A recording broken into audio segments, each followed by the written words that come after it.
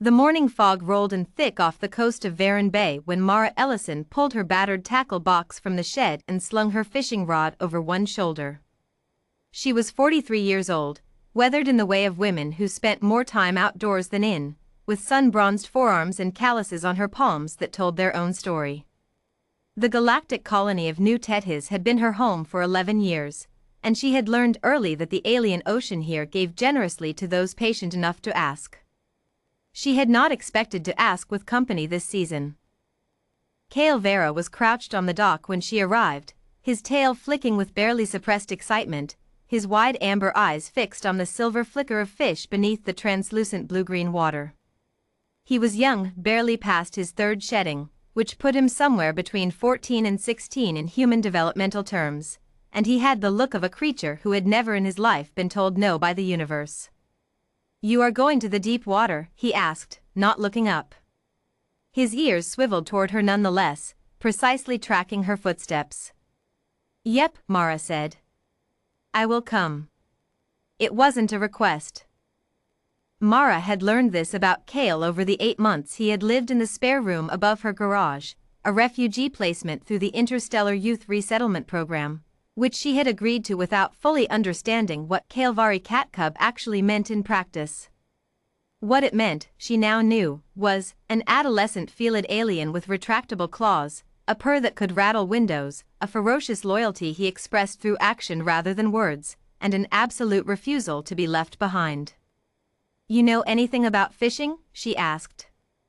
He turned to look at her then, and his expression carried the exquisite dignity of a creature who had never doubted his own competence.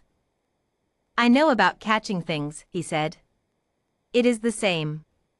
It was not the same. For the first hour, Cale sat beside Mara in the small motorboat, watching with intense focus as she baited hooks and cast her line with the lazy precision of long practice.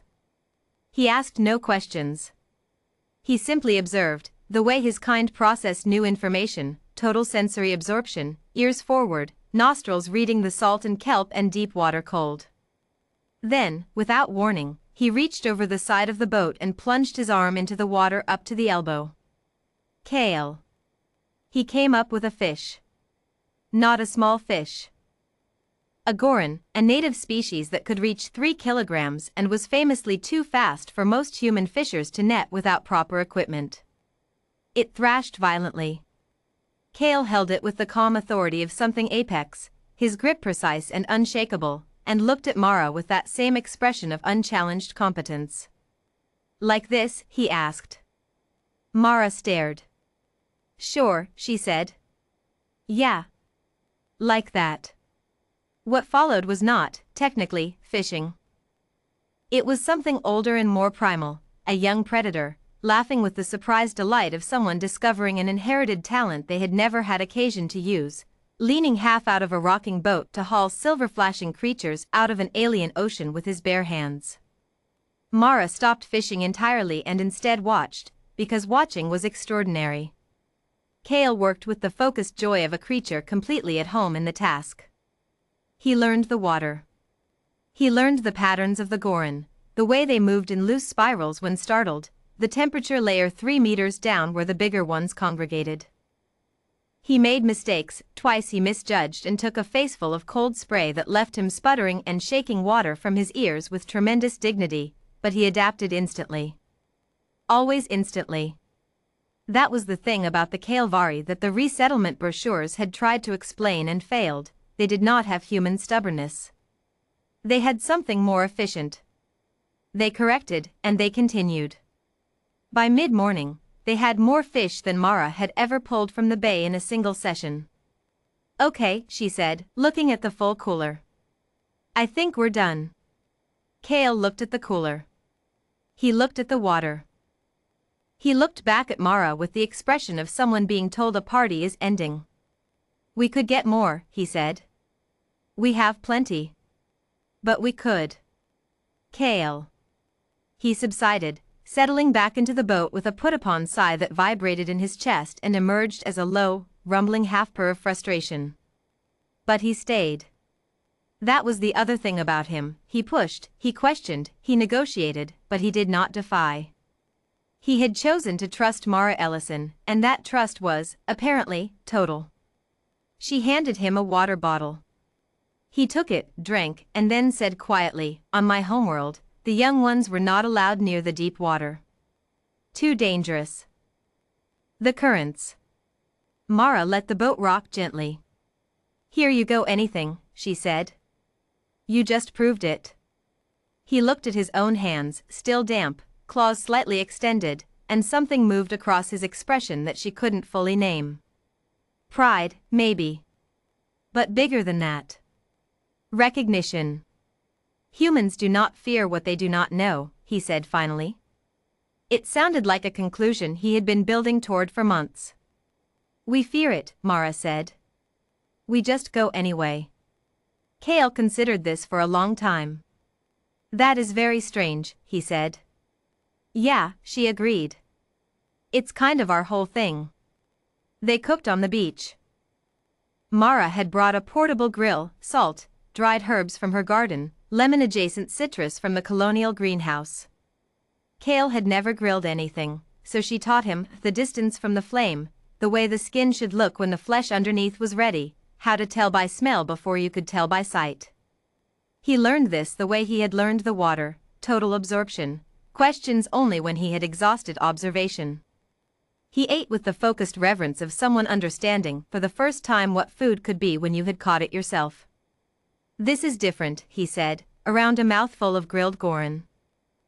"Everything tastes better when you earned it," Mara told him.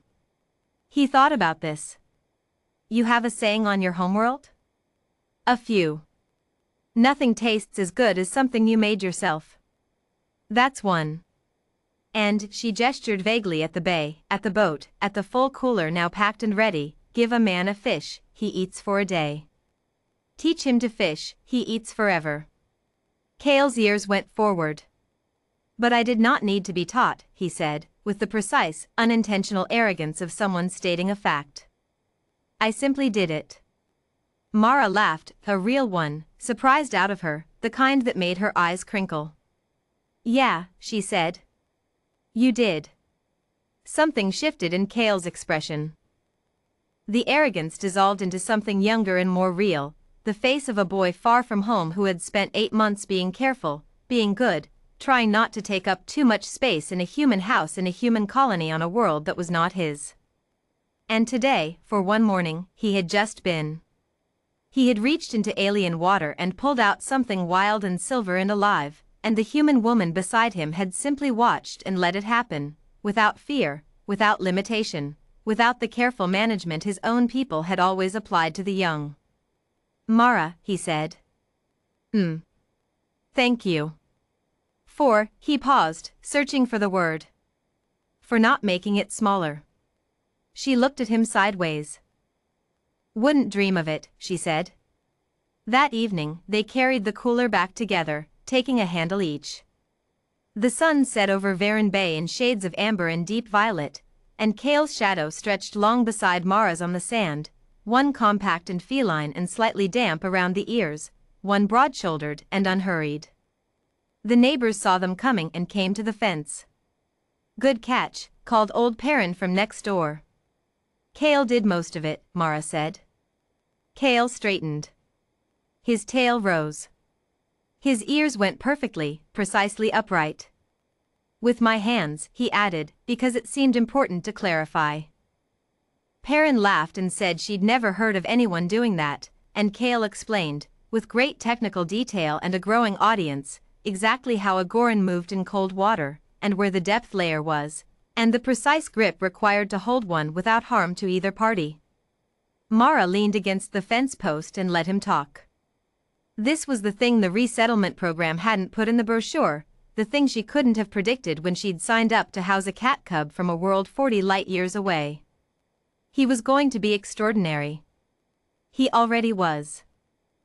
And all he had ever needed was someone to hand him a fishing rod, get out of the way, and let the universe find out what happened next.